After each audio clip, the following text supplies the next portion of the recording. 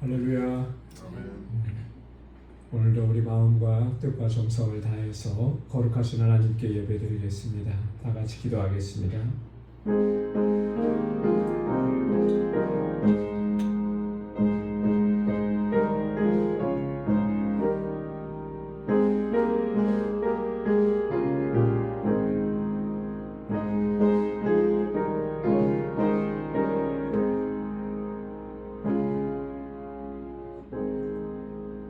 보라, 밤에 여호와의 성전에 서 있는 여호와의 모든 종들아, 여호와를 송축하라. 성소를 향하여 너의 손을 들고 여호와를 송축하라. 천지를 지으신 여호와께서 시온에서 내게 복을 주실지어다. 아멘.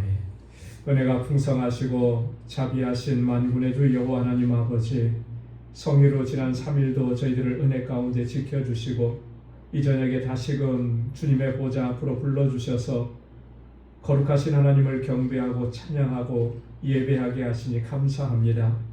우리 안에 여전히 허물과 죄악으로 가득합니다. 주 앞에 나아가며 우리의 허물을 주 앞에 고백하오니 우리 주님의 보혈로 씻어주시고 정결하게 하옵소서.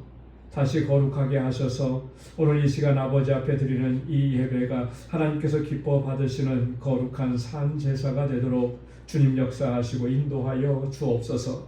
우리의 예배를 기뻐 흠양해 주시고 오늘도 예비하신 우리 주님의 은혜와 평강을 덧입혀 주옵소서. 이 예수님의 이름으로 기원하옵나이다. 아멘. 전능하사 천지를 만드신 하나님 아버지를 내가 믿사오며 그 외아들 우리 주 예수 그리스도를 믿사오니 이는 성령으로 잉태하사 동정녀 마리아에게 나시고 본디오 빌라도에게 고난을 받으사 십자가에 못 박혀 죽으시고 장사한 지 사흘 만에 죽은 자 가운데서 다시 살아나시며 하늘에 오르사 전능하신 하나님 우편에 앉아 계시다가 저리로서 산 자와 죽은 자를 심판하러 오시리라. 성령을 믿사오며 거룩한 공예와 성도가 서로 교통하는 것과 죄를 사하여 주시는 것과 몸이 다시 사는 것과 영원히 사는 것을 믿사옵나이다. 아멘. 찬양으로 하나님께 영광 돌리겠습니다. 내 손을 주께 높이 듭니다.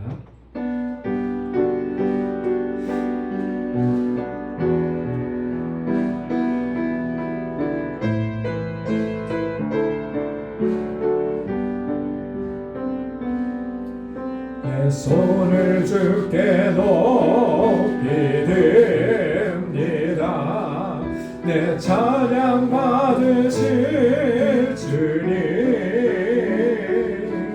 내 마음을 주께 활짝 엽니다. 내 찬양 받으실 주님,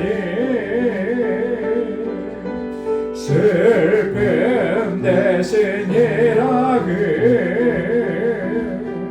죄 대신 화관을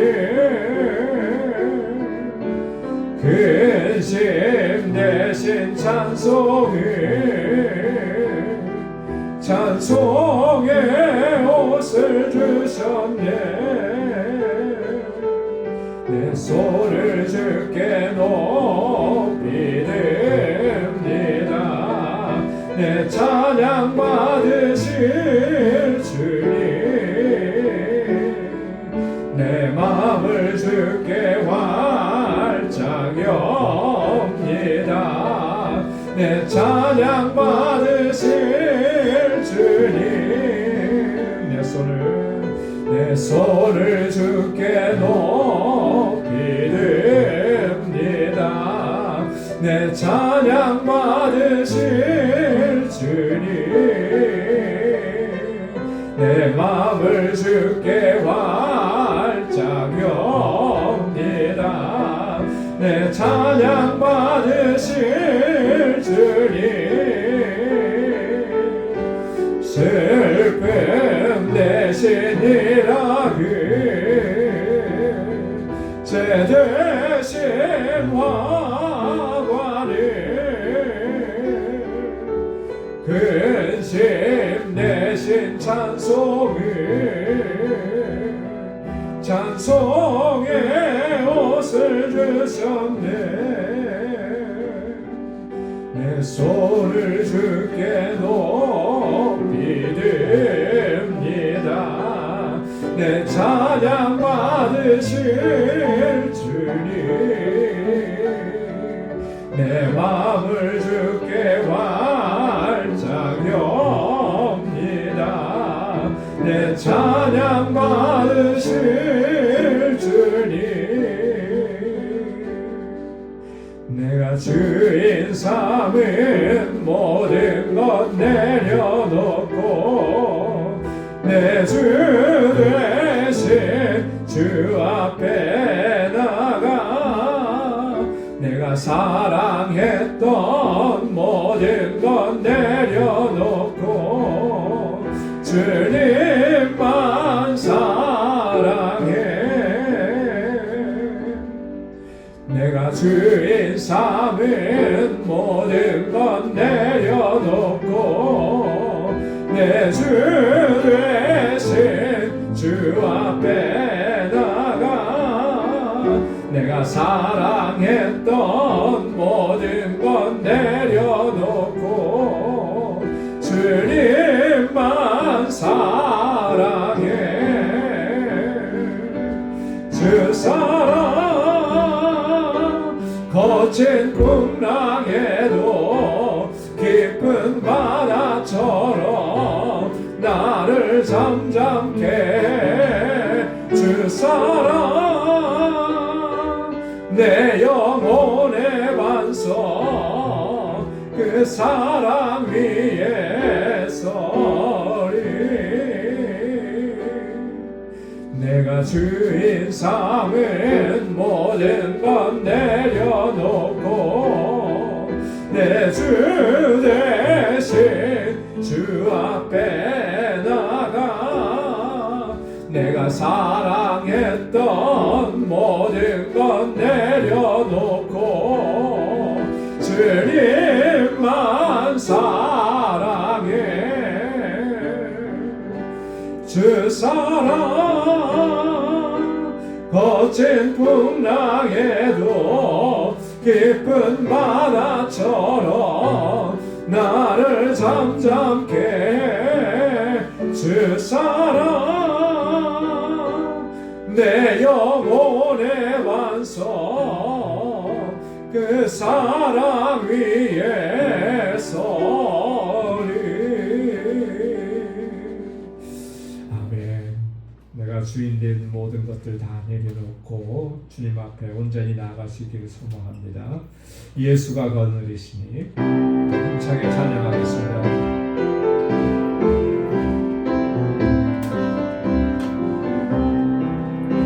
예수가 거느리시니 즐겁고 평안하구나. 주야의 자고 깨는 곳 예수가 거느리시네. 주날 항상 돌보시고 날 친히 거느리시네.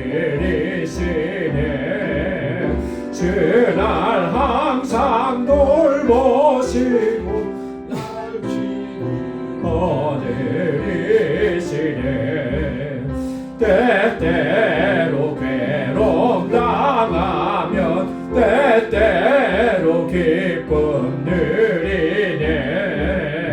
풍파 중에 거느리고 평안히 인도하시네.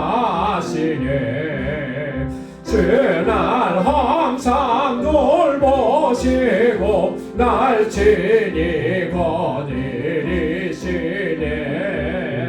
주날 항상 돌보시고 날 친히 거느리시네. 내 주의 손을 붙잡고 천국에 올라가겠네. 괴로우나 즐거우나 예수가 거느리시네. 주날 항상 돌보시고 날 지니고 느리시네 주날 항상 돌보시고 날 지니고 느리시네 이 세상 이별할 때에 마귀의 권세 이기네 천국에 가는 그날도 예수가 거느리시네 주날 항상 돌보시고 날 지니고 느리시네 주날 항상 돌보시고 날 지니고 느리시네 주날 항상 돌보시고 날 지니고 느리시네 주날 항상 돌보시고 날 지니고 느리시네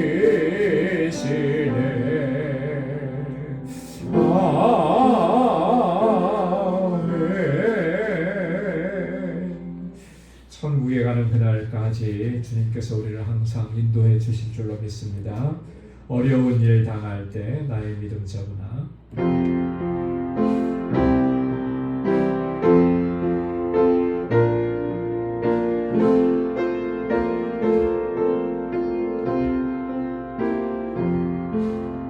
어려운 일 당할 때 나의 믿음 적으나 의지하는 내 주를 더욱 의지합니다 세월 지나갈수록 의지할 것뿐일세 하슬 일을 당해도 예수 의지합니다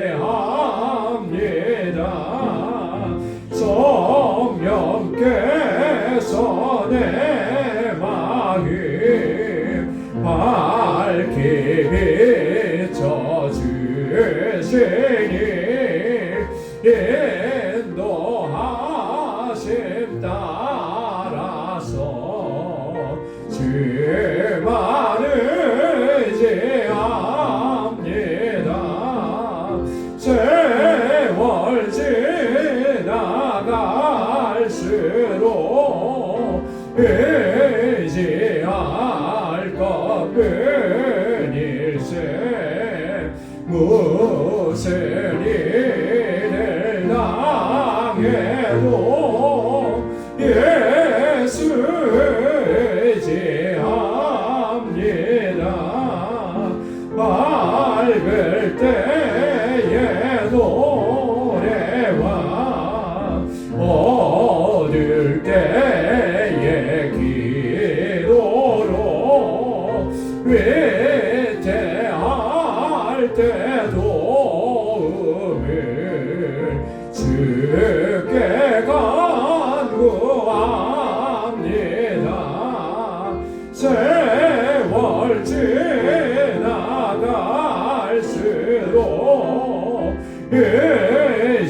의지할 것뿐일세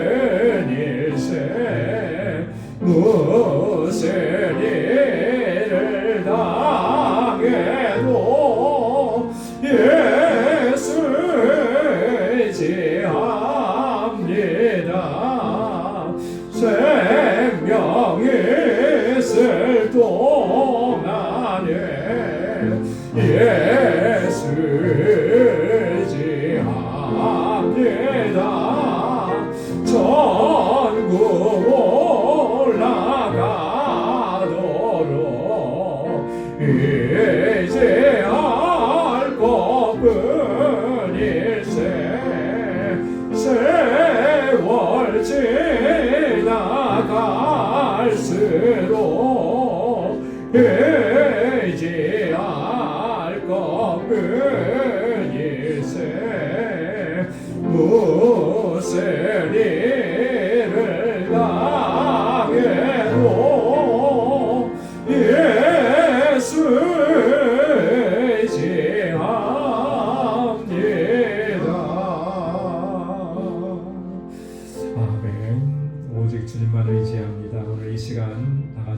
통성으로 함께 기도하겠습니다. 올 한 해 우리 신앙 목표처럼 하나님께 더 가까이 나가기를 원합니다. 하나님 우리를 이끌어 주옵소서. 우리의 믿음을 더욱 견고하게 하소서. 흔들리지 않게 하시고 좌로나 우로나 치우치지 않게 하옵소서. 우리 교회를 위해서 기도해 주시고 교회에 세워주신 귀한 주의 종들을 위해서 함께 기도해 주시기 바랍니다. 우리 주일학교와 유스그룹과 EM을 위해서, 특별히 유스그룹 EM 목회자 청빙하는 일을 위해서 하나님 귀한 종을 속히 보내어 주옵소서. 우리 함께 기도해 주시고요. 우리 세계 곳곳에서 복음을 증거하는 우리 선교사님들과 그 사역을 위해서 함께 기도하고, 우리 알라메다 방주교회 위해서 함께 기도합니다. 구원의 방주로 우뚝 세워 주옵소서. 우리 엘리아스 목사님, 또 우리 함께 동역하는 우리 박지만 한여정 선교사님 위해서 함께 기도해 주시고, 또 우리 교우들을 위해서 특별히 육신의 연약함 가운데 있는 우리 사랑하는 지체들을 위해서, 또 연로하신 우리 어르신들을 위해서, 또 여러 가지 어렵고 힘든 문제들로 인해서 고통 중에 신음하는 우리의 교우들을 위해서 우리 하나님 치료해 주시고 온전히 회복시켜 주시도록, 또 이 시간 우리가 주님 앞에 가지고 나온 우리 간절한 기도의 제목, 우리 다 같이 통성으로 함께 기도하겠습니다. 거룩하신 아버지 하나님 감사합니다. 아버지 하나님, 이 시간에도 저희들 주님의 보좌 앞으로 이끌어 주셔서 이렇게 하나님을 경배하고 찬양하고 예배케 하신 하나님 감사합니다. 날마다 한 걸음씩 더 주님께로 가까이 나아가는 저희들 되게 하여 주옵소서. 아버지, 목마른 사슴이 시냇물을 찾기에 갈급한 것처럼 갈급한 심령으로 주님 앞에 나아오는 저희들 되게 하여 주옵소서. 우리의 연약함을 불쌍히 여겨주시고 주님의 강한 팔로 붙들어 주시고 날마다 성령으로 충만하게 하옵소서. 우리의 믿음을 더욱 견고하게 하셔서 흔들리지 않게 하시고 어떠한 시련과 어떠한 유혹에도 넉넉히 이겨내고 승리의 삶으로 하나님께 영광 돌릴 수 있도록 인도하여 주시옵소서. 하나님, 우리 광주교회를 세워주시고 여기까지 인도하시고 수많은 역사 이루어주시니 감사합니다. 광야와 같은 세월을 지나왔지만 하나님 날마다 만나와 메추라기로 먹여주시고 반석을 쳐서 생물을 내시고 아버지 그 놀라우신 은혜로 여기까지 인도해 주심을 감사합니다. 오 하나님 아버지, 오직 주님만 의지하는 믿음의 공동체가 되게 하시고 주님께로부터 받은 그 사랑으로 서로 사랑하는 사랑의 공동체가 하시고 아버지는 예수 그리스도의 증인된 삶을 살아가는 저희들 되게 하여 주시옵소서.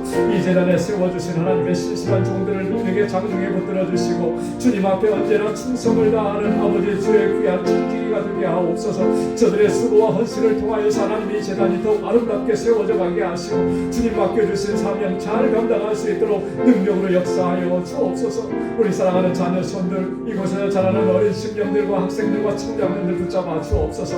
저들이 정말 어려서부터 하나님, 젊어서부터 하나님 잘 경외하고 믿음으로 살고 이 세대의 하나님의 귀한 일꾼들로 모두가 다 쓰임받게 하여 주옵소서. 우리 유스그룹과 EM의 귀한 목회자 청빙하는 중에 있사오니 하나님 아버지 하나님 마음과 뜻을 같이 할 수 있는 귀한 종을 속히 보내어 주셔서 주님의 몸된 교회를 아름답게 세워가도록 인도하여 주옵시고 아버지 지금도 수고하고 애쓰는 아버지 하나님 목사님과 또 우리 여러 교사들에게 하나님의 능력과 지혜와 본능으로 함께하여 주옵소서. 하나님 주의 복음을 땅끝까지 증거하기 위하여 아버지 세계 곳곳에 나가 복음을 증거하는 우리 선교사님들 아버지 강건하게 붙잡아 주시고 성령으로 충만하게 하옵소서. 아버지 하나님 그 사역지마다 아름다운 열매로 풍성하게 맺혀지게 하시고 생명의 역사가 풍성하게 일어나도록 인도하여 주옵소서. 우리 알라메다 방주교회 하나님 주님 세우셨습니다. 귀한 역사 이루어 주옵소서. 아버지 구원의 방주로 우뚝 서게 하셔서 아버지 그 알라메다 지역에 있는 그 많은 죽어가는 영혼들을 주께로 돌아오게 하는 이 귀한 사명 잘 감당할 수 있게 하옵시고 엘리아스 목사님 세우셔서 우리 하나님 능력의 장중에 붙들어 주시고 아버지의 저에게 하나님 주님의 아버지 권능과 능력을 더하여 주셔서 아버지 하나님 이 교회를 아름답게 세워가도록 도와주옵소서. 함께 동역하게 하신 우리 박지만 선교사님, 한여정 선교사님 주의 능력의 장중에 붙들어 주옵소서. 우리 사랑하는 권속들 하나님 육신의 연약함과 아버지 마음에 아버지 근심과 염려가 있는 주님의 자녀들 주께서 붙잡아 주시고 능력으로 역사하시고 하나님 치유하여 주시고 아버지 저희의 영과 육을 강건하게 하셔서 아버지 주님 안에서 소망을 가지고 믿음으로 담대하게 나아가도록 인도하여 주옵소서. 주옵소서. 우리 사랑하는 성도들의 가정과 직장과 생업의 터전을 늘 눈동자와 같이 지켜주시고 형통하게 하옵소서. 하나님, 우리 연로하신 어르신들 아버지 하나님, 아버지 춥고 아버지 하나님 불순한 일기 가운데서도 주님 저희들의 건강을 지켜 주옵소서. 아버지 육신은 이렇게 연약하여지지만 아버지 그 영은 날로 새로워지고 주님의 주시는 능력으로 강건해지고 영원하신 하나님의 나라를 바라보며 그 소망 가운데 아버지 하나님 늘 주님의 주시는 평강을 누리도록 도와주옵소서. 우리 사랑하는 성도들 아버지 하나님, 저들의 삶 속에 어떤 어려움과 역경과 고난이 있어도 무슨 일을 당하여도 오직 주님만 의지하고 주께 나와서 엎드리고 하나님의 도우심을 구하고 주님과 늘 동행하는 삶을 살아가도록 인도하여 주옵소서. 오늘도 아버지 이 저녁에 나와서 하나님 간구하고 기도하는 사랑하는 주의 종들의 기도마다 우리 주님의 선하신 응답을 허락해 주시고 오늘도 주님의 귀한 말씀으로 우리를 새롭게 하시고 새로운 결단과 각오로 주님 앞에 서는 은혜의 시간이 되도록 인도하여 주옵소서. 모든 것 감사하고 예수님의 이름으로 간절히 기도드리옵나이다. 아멘. 아멘. 할렐루야. 우리 이 시간 우리 하나님의 말씀을 같이 묵상하겠습니다. 오늘 묵상할 하나님 말씀은 데살로니가 후서 제2장 6절에서 12절까지 말씀입니다. 데살로니가 후서 제2장 6절에서 12절까지 한 절씩 교독하겠습니다. 너희는 지금 그로하여금 그의 때에 나타나게 하려 하여 막는 것이 있는 것을 아나니 율법의 비밀이 이미 활동하였으나 지금은 그것을 막는 자가 있어 그 중에서 옮겨줄 때까지 하리라. 그때에 불법한 자가 나타나리니 주 예수께서 그 입의 기운으로 그를 죽이시고 강림하여 나타나심으로 패하시리라. 악한 자의 나타나는 사탄의 활동을 따라 모든 능력과 표적과 거짓 기적과 불의의 모든 속임으로 멸망하는 자들에게 있으리니 이는 그들이 진리의 사랑을 받지 아니하여 구원함을 받지 못함이라. 이러므로 하나님이 미혹의 역사를 그들에게 보내사 거짓 것을 믿게 하심은 다 함께요. 진리를 믿지 않고 불의를 좋아하는 모든 자들로 하여금 심판을 받게 하려 하심이라. 아멘. 데살로니가 후서에서는 바울이 계속해서 주님께서 그 심판의 주로 다시 오시는 그때, 그때는 이제 종말이 되겠죠. 종말의 때인데 그 종말의 때 주님의 강림하실 때 그때가 가까워올수록 어떤 현상들과 어떤 일들이 일어나게 되는가라고 하는 이런 부분들을 좀 더 구체적으로 설명을 합니다. 근데 데살로니가 교회 성도들에게 이미 이런 이야기는 바울이 거기서 복음을 증거할 때 이 말씀들을 다 전했었다 그렇게 얘기를 했습니다. 그래서 5절 우리 지난주에도 말씀을 나눴는데 5절에 보면 내가 너희와 함께 있을 때에 이 일을 너희에게 말한 것을 기억하지 못하느냐. 이런 일들에 대해서 이미 바울은 데살로니가 교회 성도들에게 이야기를 하고 또 주지시키고 이런 것을 기억하도록 그렇게 했었는데 왜 또 흔들리느냐 이런 거죠. 왜 기억하지 못하느냐. 자, 그때에 어떤 일들이 일어나느냐 하면 6절에 보면 너희는 지금 그로하여금 그의 때에 나타나게 하려 하여 막는 것이 있는 것을 아나니 그랬습니다. 이런 내용을 너희도 다 알고 있지 않느냐 이제 이런 거거든요. 이게 무슨 말입니까? 너희는 지금 그로하여금 그의 때에 나타나게 하려 하여. 여기서 말하는 그라고는 하는 존재는 어떤 존재이겠습니까? 그가 그의 때에 나타나야 하기 때문에 그것을 지금 막고 있는 것이 있다. 이런 얘기거든요. 여기서 말하는 그라고 하는 것은 불법의 사람을 가리키는 것입니다. 이 불법의 사람은 적그리스도라 그렇게 말씀을 드렸죠. 그 3절에 보면은 그런 표현이 있습니다. 불법의 사람 멸망의 아들이라 그랬어요. 그를 가리키는 거예요. 불법의 사람 멸망의 아들이 그리스도께서 재림하실 때에 정말 어떻게 보면 강력하게 역사하고 활동할 것인데 근데 여기 보면은 그의 때에 나타나게 하려 하여 막는다 그랬습니다. 그 불법의 사람이, 그 적그리스도가 그들이 활동해야 될 때가 있다라고 하는 것이죠. 그 때가 이르기까지 그것을 막고 있다, 막는 것이 있다. 누가 그것을 막느냐라고 하는 것이죠. 자, 그의 때에 나타나게 하려 하여 그랬잖아요. 그의 때인 거예요. 모든 것이 다 때가 있잖아요. 때가 있잖아요. 그 불법의 사람이 자기 때에 나타나야 되는데 그때까지는 막는다. 그러니까 아직은 뭐라는 얘기입니까? 이 불법의 사람들이 역사할 때가, 활동할 때가 아직은 아니다라고 하는 것을 이야기하는 거예요. 누가 도대체 그것을 막고 있는 것이겠는가? 여기서 막는 것이 있다 그러니까 어떤 사건이나 상황이나 어떤 사물이나 이런 것처럼 느껴집니다. 그런데 그런 게 아니고요. 7절 말씀에도 보면 그것을 또 한 번 얘기합니다. 그것을 막는 자가 있으니, 자, 표현이 좀 달라졌죠. 막는 것과 막는 자. 막는 자 하면은 어떤 느낌입니까? 좀 다르죠? 어떤 인격체예요. 그죠? 뭐 사람이라든지 뭐 어떤 존재, 그런 어떤 인격체가 그것을 막고 있다라고 이렇게 표현을 하는 건데, 과연 그러면 누가 막느냐라고 하는 거죠. 이 부분에 있어서는 신학자들 사이에서 많은 의견들이 있었다고 합니다. 그런데 대체적으로 이렇게 좀 많은 지지를 받고 있는 그런 이 해석이라 그럴까요? 이 막는 자에 대한 누구냐라고 했을 때 그 막는 자에 대한 존재는 바로 인격체이신 하나님과 성령의 역사라고 하는 거예요. 여러분, 하나님은 이 온 우주 만물의 주관자이십니다.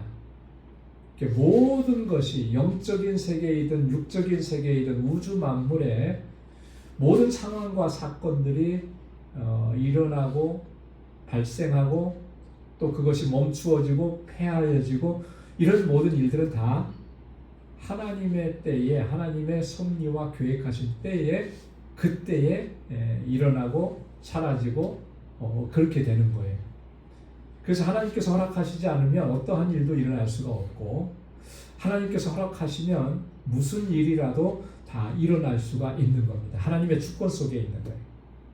자, 그래서 지금은 하나님께서 이 적그리스도 불법의 사람들이 왕성하게 활동할 그것을 지금은 막고 계시다라고 하는 거예요. 왜 그렇습니까? 아직은 때가 이르지 않았기 때문에.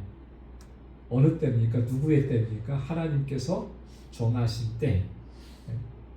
여러분, 예수 그리스도께서 이 땅에 오시는 그때는 언제라고 그렇게 말씀을 하셨죠? 언제라고 말씀하신 적이 없어요. 그죠? 그때에 대한 징조만 얘기하셨을 뿐이고, 그 주님이 오시는 때도 하나님의 주권과 섭리 속에 있는 거예요. 하나님의 계획 속에. 그래서 예수님께서도 뭐라고 말씀하셨습니까? 나도 모른다. 오직 누구만 아신다 그랬어요? 아버지만 아신다 그랬어요. 하나님의 주권 가운데 있기 때문에. 그래서 아직은 이 불법의 사람들이, 이 적그리스도들이 이렇게 막강하게 왕성하게 활동할 그런 때가 아니기 때문에 잠시 막고 있는 거예요. 그래서 7절의 말씀에도 보면 불법의 비밀이 이미 활동하였으나 지금은 그것을 막는 자가 있어 그 중에서 옮겨질 때까지 하리라. 이미 활동을 했죠. 여러분, 2000년 기독교 역사 가운데 적그리스도의 활동이 없었던 적이 있습니까? 활동이 있었죠. 어떤 형태로 활동을 합니까? 교회를 무너뜨리려고 하는 그런 어떤 모든 수단과 방법을 가리지 않는 그런 모습들이잖아요. 대체적으로는 핍박하고 박해하는 이런 쪽으로 활동을 하고 있죠. 그러나 요즘에 와서는 이 핍박과 박해보다는 오히려 미혹하는 것으로, 그죠? 이 세상과 타협하게 함으로써 그러면서 교회와 성도들은 신앙을 무너뜨리려고 이렇게 활동하고 역사하는 거예요. 여전히 활동합니다. 이 불법의 비밀이 이미 활동했다 그랬어요. 복음을 전파하는데 그 복음을 전파하고 예수 그리스도의 이 생명의 복음이 전해지는데 그것을 방해하는 이런 사단의 세력들은 여전히 존재하죠. 그래서 지금도 보면은 세계 곳곳에서 복음을 증거하는 선교사님들이 순탄하게 복음을 전하는 거 아니거든요. 그죠? 복음을 전할 때 어떤 분들은 순교를 당하기도 합니다. 근데 이런 일들이 어떻게 보면 지역적으로 일어나는 거예요. 전 우주적으로 그렇게 일어나는 게 아니라는 것이죠. 지금 데살로니가 교회 성도들도 굉장히 핍박을 받고 박해를 받죠. 이것도 불법의 비밀이 역사하는 순간이에요. 불법한 사람들이, 이런 존재들이.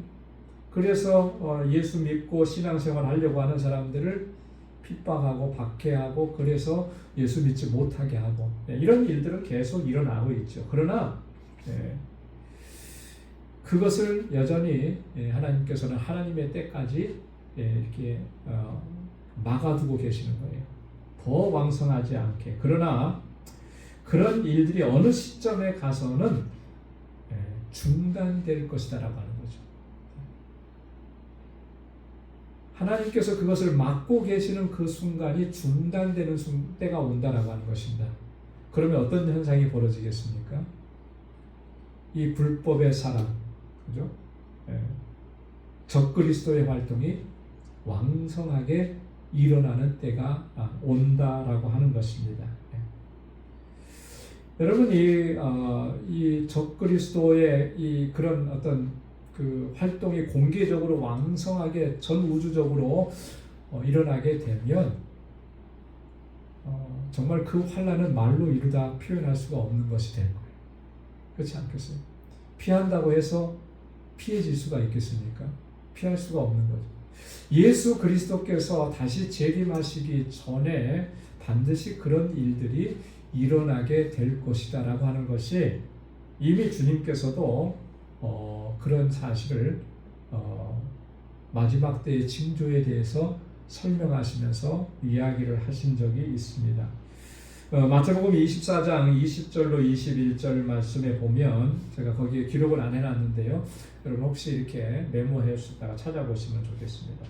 마태복음 24장 20절로 21절에 뭐라 그랬냐면 너희가 도망하는 일이 겨울이나 안식일에 되지 않도록 기도하라. 이는 그때에 큰 환란이 있겠습니다. 장세로부터 지금까지 이런 환란이 없었고 후에도 없으리라. 마지막 때의 징조를 말씀해 주시면서 그런 일들이 겨울이나 안식일에 되지 않도록 주의하라. 여러분 만약에 겨울에 이런 일들이 일어난다 그러면 어디로 가겠습니까? 요즘 이번 주간에 눈이 와서 너무너무 힘들잖아요. 눈이 와놓으니까 어디 뭐 제대로 갈 수도 없고 차도 움직일 수도 없고 그러잖아요. 도망하고 싶어도 도망갈 수가 없는 거예요. 그죠? 안식일에 일어나지 않도록 주의하라. 유대인들에게 있어서 안식일은 여러분 그 안식일에 그 규례가 많이 있는데 그 중에 하나가 뭐냐면 안식일에 다닐 수 있는 거리가 제한이 되어 있어요. 멀리 못 갑니다. 그리고 그 안식일에 걸어 다닐 수 있는 그 거리가 대략 한 5리 정도 된다. 5리면은 몇 킬로 정도 되죠? 심리가 4킬로니까 5리면 2킬로죠. 2킬로 반경 안에를 벗어날 수가 없는 거예요. 그게 안식일에 걸어서 다닐 수 있는 거리인 것입니다. 그래서 어떤 그 회당에서 그런 분이 있었다는 얘기를 제가 오래전에 들었어요. 뭐냐면 회당은 다 멀리들 요즘엔 다 멀리 떨어져 있잖아요. 걸어서는 도저히 못 가잖아요. 안식일에 걸을 수 있는 거리가 한 2km 정도 된다 그러니까 회당 앞 2km 정도까지는 차를 타고 온대요. 거기다 차를 주차해 놓고 그 다음에 거기서부터 회당까지 걸어가고 뭐 이런 사람도 있었다 이런 얘기 들었어요. 그건 너무 이제 문자적으로 지키는 건데 자 이렇게밖에 움직일 수가 없는데 예를 들어서 이런 큰 환란이 일어나서 안식일에 도망은 피해야 되는데 안식일에 2km 밖으로는 갈 수가 없잖아요. 그러면 정말 이게 난감한 상황이 되는 거죠. 그러니까 그런 의미를 두고 이런 일들이 겨울에나 또 안식일에 일어나지 않도록 너희는 기도해라. 근데 왜 기도해냐면 그때는 큰 환란이 있을 것이라는 거예요. 창세로부터 지금까지 그런 환란은 없었고 그리고 이후에도 없을 것이다. 주님께서 재림하시기 전에 이런 적그리스도의 이런 핍박과 환란의 때가 정말 막강하게 공개적으로 그런 일들이 반드시 있을 것이다 라고 하는 거예요. 이게 주님의 말씀이었습니다. 그래서 마태복음 24장 9절에도 보면 그때 사람들이 너희를 환란에 넘겨주겠으며 너희를 죽이리니 너희가 내 이름 때문에 모든 민족에게 미움을 받으리라. 그렇잖아요. 그때가 되면 너희를 환란에 넘겨주겠다. 너희를 죽이려고 한다. 뭐 때문에 죽이는 것이겠습니까? 예수 믿는다는 것 때문에. 그죠? 너희가 내 이름 때문에 모든 민족에게 미움을 받으리라. 예수 믿는다는 것 때문에 이런 일들을 겪게 될 것이다. 언제 그런다는 겁니까? 주님께서 오시기 직전인 거예요. 그래서 이런 것들이 주님이 가까이 오셨다라, 주님 오실 때가 가까워졌다라고 하는 하나의 징조라고 하는. 우리는 단지 그 징조를 어떤 식으로만 이해를 많이 하냐면요, 이상한 일들이 많이 일어나고 천재지변이 일어나고, 그렇죠? 그래서 어떤 분이 그런 얘기해요. 쓰나미가 일어나서 막 확 휩쓸고 하면 이제는 주님이 오실 때가 다 됐나 보다. 뭐 그런 얘기들도 하고 그러잖아요. 기상이변이 일어나면 그런 얘기하는데 우리는 그렇게만 많이 생각을 하는데 주님께서 강조하시고 또 강조하셨던 거는요, 그때는 대환란의 시기라는 거예요. 자, 그러면 여러분 어떻습니까? 내가 살아있을 때 주님이 오시는 게 좋겠습니까? 안 좋겠습니까?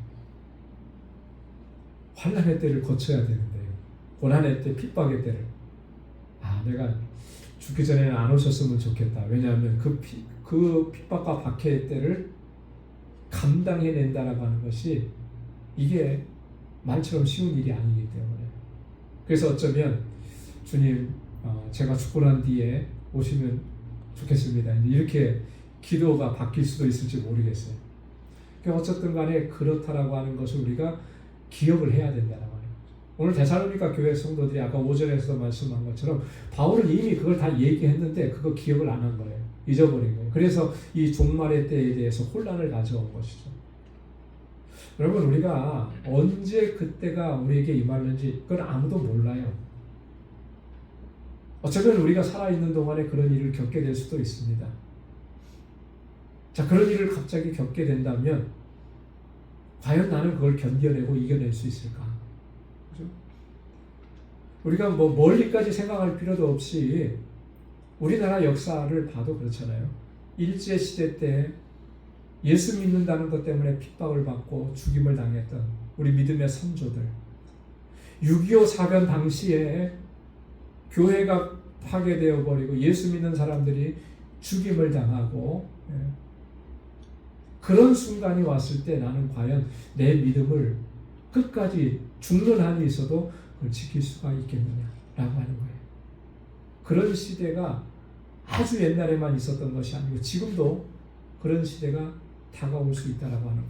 그렇다면 지금부터라도 우리가 우리의 믿음을 다시 견고하게 세우지 않으면 안 된다라고 하는 것이죠.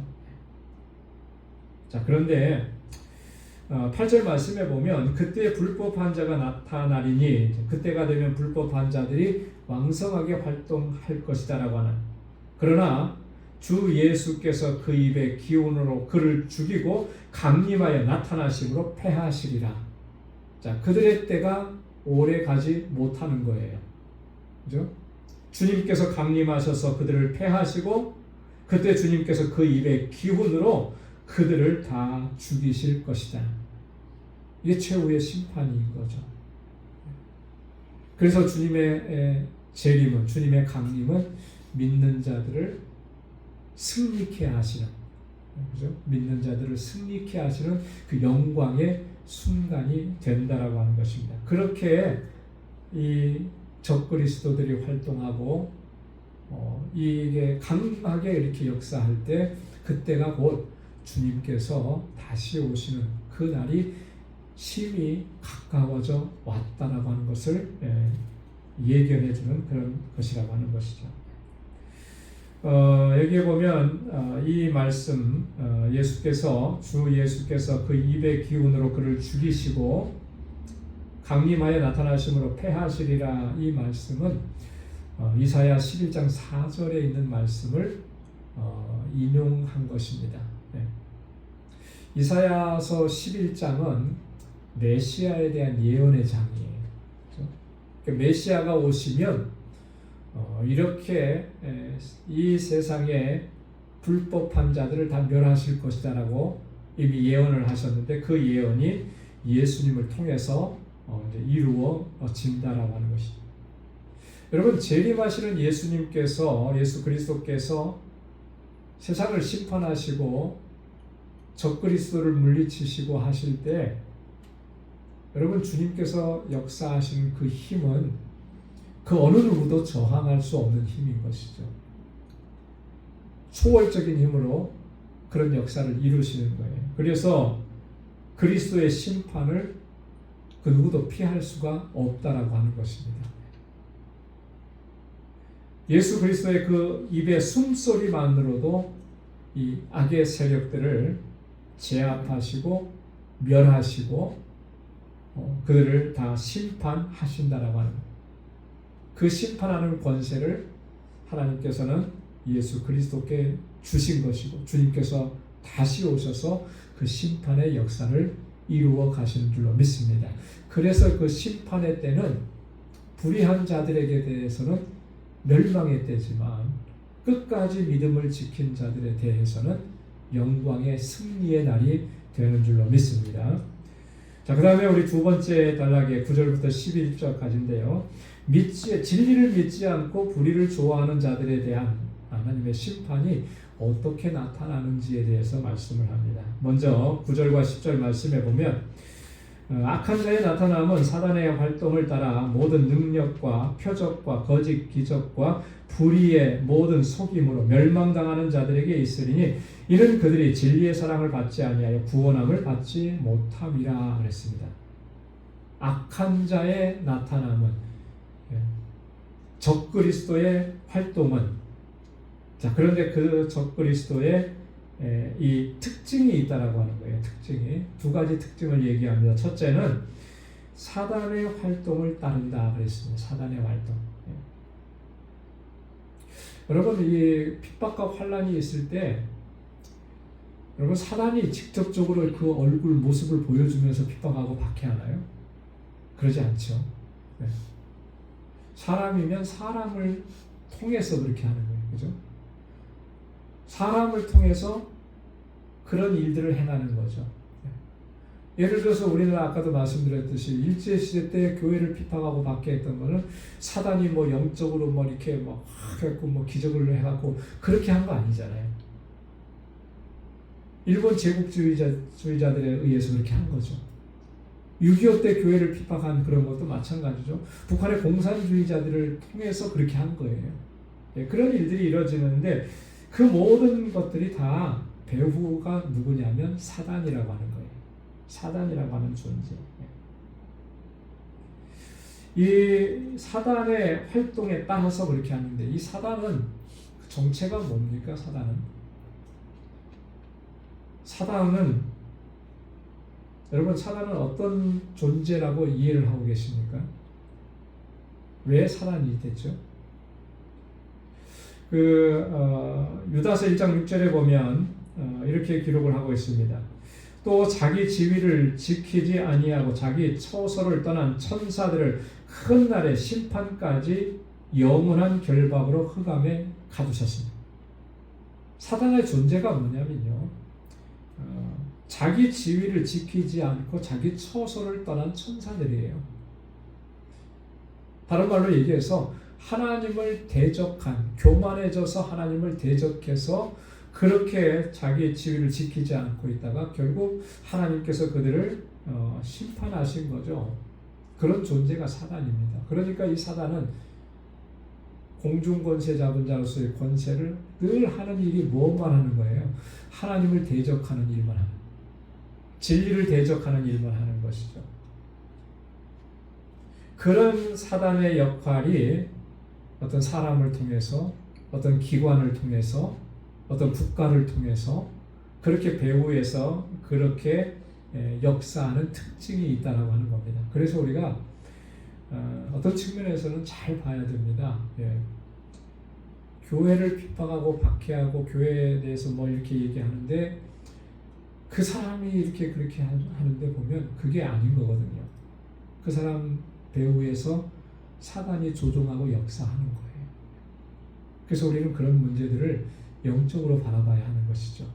그래서 더 깨어 기도해야 되고 더 강력하게 주님을 의지해서 대응해야 되는 것이고요. 국가적으로 일어날 때 국가적으로 어떤 문제를 해서 우리의 신앙생활을 제한하고, 그죠? 제지하고, 이런 일들 행하는 것들은요, 국가가 법을 제정했기 때문에 그런 거 아니에요. 그 뒤에 사단이 배후로 역사하는 거죠. 그런 것들을 우리가 바로 볼 수 있어야 되고, 거기에 대해서 우리가 철저하게 대응을 해야 되고, 또 항상 그렇게 우리가 영적으로 깨어 있어야 되는 것입니다. 자, 그 다음에 이 악한 자의 두 번째 특징은 뭐냐면, 자, 그렇게 역사하는데요, 사단이 배후에서 역사하기 때문에 그 가운데서도 능력과 표적과 거짓 기적과 불의의 모든 속임이 나타난다는 거예요. 여러분, 능력과 기적과 표적 이런 것들은 사실상 우리 예수 그리스도께서 사역을 하시면서 행하셨던 모든 이적들을 대표하는 것들이잖아요. 자, 그런데 바울은 여기서 보니까 사단도 영적인 존재이기 때문에 그런 능력으로 행사한다는 사실을 여기서 분명하게 밝히는 거예요. 그래서 사단은요, 육적으로 우리가 대응해서 그것을 사단의 존재와 역사를 이겨낼 수가 없는 것입니다. 여러분 보십시오. 가끔 요즘에는 참 드문데요. 사로잡힌 사람들이 있어요. 영적으로 귀신에게 사로잡힌 사람들. 그 사람들의 힘을 감당할 수가 없습니다. 오래전에 저희도 그런 분이 있어서 이 교회에서 같이 기도하는데 마지막에 막 소리를 치면서 뛰쳐나가는데 제가 그냥 밀쳐고 나가는 그 힘에 의해서 나가 떨어졌었어요. 그런 적도 있어요. 여러분, 이게 그 사람의 힘이 그렇기 때문에 그런 게 아니거든요. 그 안에서 역사하는 사단의 능력과 힘이 그렇기 때문에. 그렇기 때문에 우리가 사단의 그 조종을 받는 그 사람의 행동과 말이나 그런 일들을 우리가 여수히 봐서는 안 된다라고 하는 것이죠. 그래서 우리가 성령으로 충만하게 무장하지 않으면 그 싸움에서는 승리할 수가 없는 거예요. 그래서 바울이 그런 얘기를 하는 것입니다. 자, 그런데 그런 능력과 뭐 표적도 나타내고 하지만 그 특징이 있는 거예요. 그 특징이 뭐냐면 거짓과 속임수다. 능력으로 역사하는데 표적도 때때로 나타나는데 그거는 거짓이고 속임수다라고 하는 거예요. 사람들을 미혹하고 하나님을 거역하게 하고 자신만을 경배하게 하는 그런 악한 목적과 의도를 가지고 그런 일들을 행한다라고 하는 것이죠. 그래서 여러분 잘 보십시오. 어떤 사람이 능력을 가지고 그렇게 하실 수 있어요. 병자들도 낫게 할 수 있고 귀신도 쫓아내는 것 같고 이런 거 있을 수 있습니다. 자, 그런데 그것의 마지막 목적과 결론이 어디에 도달하느냐, 이걸 봐야 되는 것이죠. 결국에는 자기를 경배하게 하고 하나님을 거역하게 하고 자기의 신적인 존재가 되게 하는데, 이렇게 이거는 사단이 역사하기 때문에 그런 거예요. 마태복음 4장에 보면 예수님께서 공생의 사역을 시작하시기 전에 40일 동안 광야에서 금식기도 하시죠. 그리고 그 금식기도가 끝나고 난 후에 어떤 일이 있었습니까? 사단에게 시험을 받으셨어요. 그죠? 세 가지 시험을 받으셨는데 첫 번째 시험은 어떤 시험이었습니까? 돌이 떡덩이가 되게 하라. 그런 시험이죠. 두 번째 시험은 뭐였습니까? 예수님을 성전 꼭대기에 데리고 가서 거기서 뛰어내리라. 그러면 하나님의 천사들을 보내서 너를 다치지 않게 할 것이다. 이런 시험. 세 번째 시험은 뭐였습니까? 산 꼭대기로 데리고 와서 온 만물을 다 보여주면서 예수님에게 그렇게 한 거예요. 내가 나에게 절해라. 나를 경배하라. 그러면 이 모든 걸 다 주겠다. 자, 보십시오. 시험이 탁탁탁 가다가 세 번째 가서 뭐 하라는 거예요? 나를 경배하라는 거예요. 하나님의 아들로 이 땅에 오셨는데 온 우주 만물의 소유주가 하나님이신데 자기 거라고 하면서 내가 나를 경배하면 다 주겠다. 목적이 뭐예요? 마지막에 자기를 경배하라는 거잖아요. 사단의 역사는 그런 거예요. 그래서 우리 주변에서도 뭐 어떤 사람이 뭐 영적으로 능력이 있네, 뭘 받았네, 신유의 연사를 받았네 다 해도요, 그의 목적과 의도가 뭔지 그거 하나만 딱 보면 아, 이게 성령의 역사구나, 사단의 역사구나, 금방 분별이 되는 거예요. 자기의 이익을 챙기고 자기가 경배하려고 하고 자기가 우상이 되고 자기가 신적인 존재가 되고. 그런데 대부분 이단들은 다 그렇게 가잖아요. 왜 그렇게 가는 것이겠습니까? 사단이 그 배후에서 역사하기 때문에 그렇게 간다라고 하는 거예요.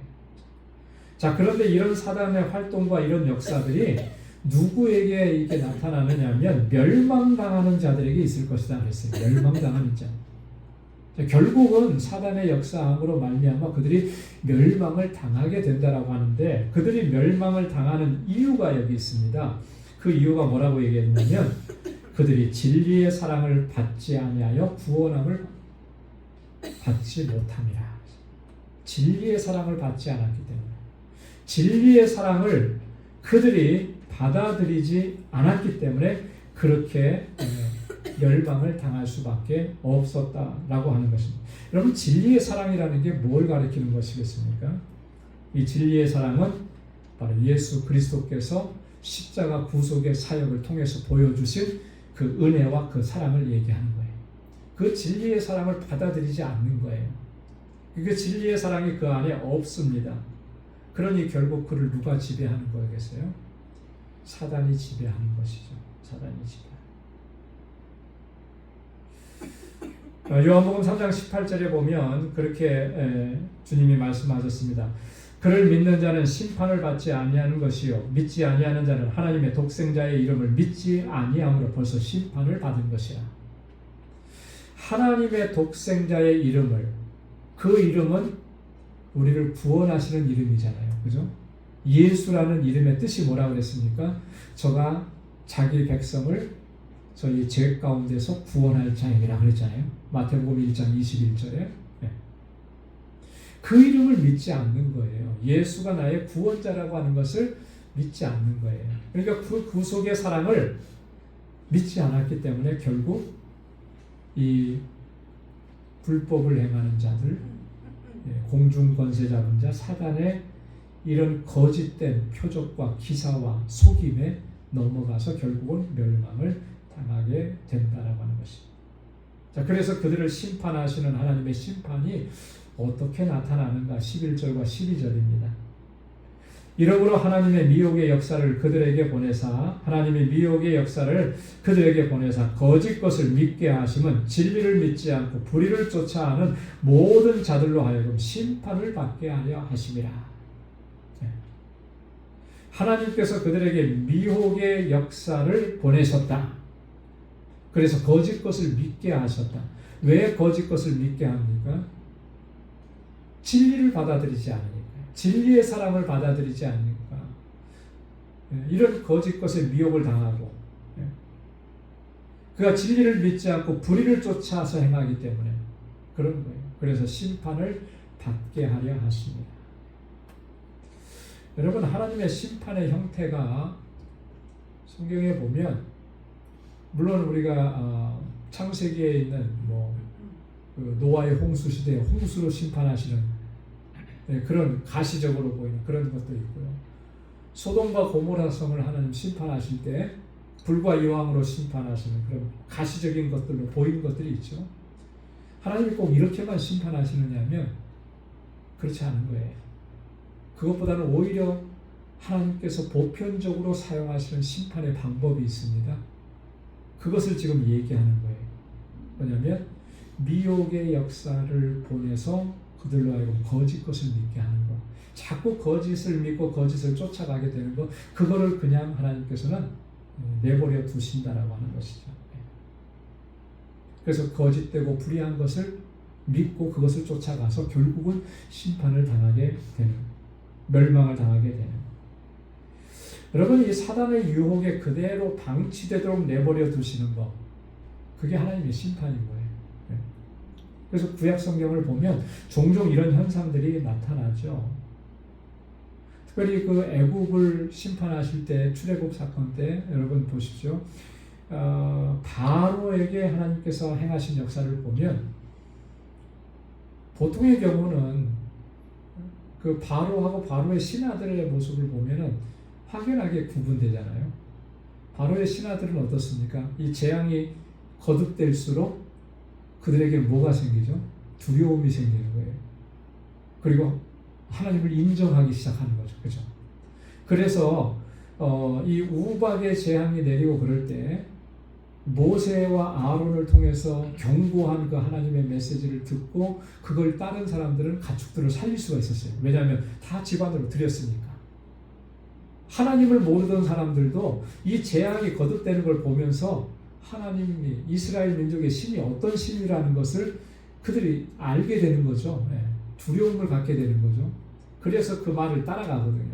자, 그런데 끝까지 완강한 상태를 유지했던 것은 바로예요. 그죠? 바로는 10가지 재앙이 내려졌어도 그의 마음은 더 완악해지고 완강해진 거죠. 그 마음이 완악해지고 완강해지는 것이 곧 하나님의 심판이라고 하는 것을 우리가 기억해야 돼요. 그래서 하나님의 심판이 임할 때 보면요, 사람의 마음이 정말 더 완악해져요. 이 정도 얘기하면은 아주 알아들을 만도 한데, 이 정도 얘기하면 깨달을 만도 한데 못 깨닫는 거예요. 물론 그의 인생이 뭐 죽을 때까지 아직도 남아 있으니까 언젠가는 깨닫게 되는 순간도 있지만, 그 순간만큼은 정말 저의 마음 속에는 정말 하나님의 그 역사하심을 제가 전혀 받아들이지 않고 있구나라고 생각할 수밖에 없는 거예요. 저대로 계속한다면 결국은 하나님의 심판 아래 놓일 수밖에 없는 거예요. 그러니까 우리가 그런 상태의 사람들을 보면 우리는 정말 그 안타까운 마음으로 사실 그 영혼을 위해서 더 많이 기도해야죠. 하나님께서 그 마음을 만져주시도록, 내버려 두시지 않도록 그렇게 해야 돼요. 로마서 1장 24절에도 보면 하나님의 심판을 이렇게 말씀을 하셨습니다. 그들을 마음의 정욕대로 더러움에 내버려 두사. 내버려 두심이라는 거예요. 마음대로 먹고 마시고 즐기고 너네 하고 싶은 대로 해라. 이렇게 내버려 두심. 정말 하나님께서 안타깝게 여기셨다면 그렇게 내버려 두시겠습니까? 그러시지 않는 거잖아요. 우리 자녀들이 잘못된 길로 가고 있다면 부모로서 잘못된 길로 가는 그 자녀들 그냥 내버려 두겠어요? 인생은 그렇게 경험해보고 그리고 나서 깨닫는 거야. 이렇게 놔두시겠습니까? 그렇게 놔둘 수가 없는 거죠. 내 사랑하는 자식인데. 그렇잖아요? 하나님께서 사랑하시고 택하신 자녀라면 하나님께서 그렇게 내버려 두시지 않는 거예요. 매를 대서라도, 때려서라도, 그죠? 징계를 해서라도. 하나님의 징계가 없으면 바울은 뭐라 그랬습니까? 그 사람은 사생자라 그랬잖아요. 징계가 없으면 사생자라 그랬어요. 우리가 하나님의 참 아들이기 때문에, 하나님의 참 자녀이기 때문에 하나님은 때로는 이렇게 징계도 하시는 거죠. 그러니까 내버려 두신다라고 하는 것은 그거는 하나님의 심판이에요. 하나님의 심판. 로마서 1장 28절에도 보면 그 상실한 마음대로 내버려 두사. 그래서 여러분, 세상에서 정말 먹고 마시고 즐기고 자기 멋대로 이렇게 살아가는데 그런 사람들이 오히려 더 잘 되고 뭐 떵떵거리는 것 같고, 여러분 이거 부러워할 이유가 하나도 없어요. 왜요? 하나님께서 내버려 두신 것일 수 있으니까. 그렇죠? 얼마나 끔찍한 심판이고 얼마나 끔찍한 재앙입니다. 오늘 우리가 불의한 일을 행하고 하나님의 뜻대로 행하지 않았는데도 내 양심에 가책이 없고 내가 하는 일에 뭐 전혀 지장이 없고 형통하고 잘 되고 그러니까 뭐 아무 문제 없어. 그 문제 없는 거 아닙니다. 내가 잘못된 길을 택했을 때 그것 때문에 가슴 아프고 속상하고 괴롭고 힘들고 견딜 수가 없고 죄책감이 생기고 그게 은혜인 거죠. 왜? 하나님께서 나를 깨닫게 하시려고 지금 내 심령을 건드리시는 거잖아요. 내 심령을 만지시는 거잖아요. 그게 우리에게 더 은혜인 것입니다. 하나님의 심판이 이런 형태로 이 인류 가운데 임하는데 우리로 하여금 진리를 믿게 하시고 진리의 사랑을 의지하게 하시고 예수 그리스도 주님만을 바라보고 그렇게 믿음으로 살아가게 하신 것 하나님의 놀라우신 은혜요 사랑인 줄로 믿습니다. 그 사랑 안에서 하나님의 영광을 위해서 그렇게 살아갈 수 있는 저와 여러분들이 다 될 수 있기를 주님의 이름으로 축원합니다. 기도하겠습니다. 거룩하신 아버지 하나님 감사합니다. 오늘 이 저녁에도 하나님의 귀한 말씀을 통해서 주님 다시 오신다고 약속하신 그때를 기다리는 우리의 믿음의 자세를 다시 한번 되돌아볼 수 있게 하셔서 감사합니다. 마지막 때에 적그리스도들이 하나님 완강하게 완악하게 활동할 그 시기에 하나님 그런 핍박과 환난과 고난이 있어도 하나님 결코 흔들리지 않고 무너지지 않고 끝까지 믿음을 지켜낼 수 있는 하나님의 거룩한 백성들이 되도록 우리 가운데 역사하시고 인도하여 주옵소서. 예수 그리스도를 통해서 주신 그 구원의 은혜와 하나님의 놀라우신 사랑을 늘 기억하고 간직하고 감사하며 하나님께 영광 돌리는 삶을 살아가는 우리 광주의 권속들이 다 될 수 있도록 하나님 은혜 베풀어 주옵소서. 이제는 우리 주 예수 그리스도의 무한하신 은혜와 하나님 아버지의 그 놀라우신 사랑과 성령의 위로 교통 충만하심의 역사가 오직 주님만 바라보고 끝까지 믿음으로 나아가 승리하는 삶으로 하나님께 영광 돌리기를 소원하는 우리 광주의 모든 믿음의 권속들과 저들의 가정, 직장, 생업의 터전 위에 이제로부터 영원까지 함께 하시기를 간절히 축원하옵나이다. 아멘.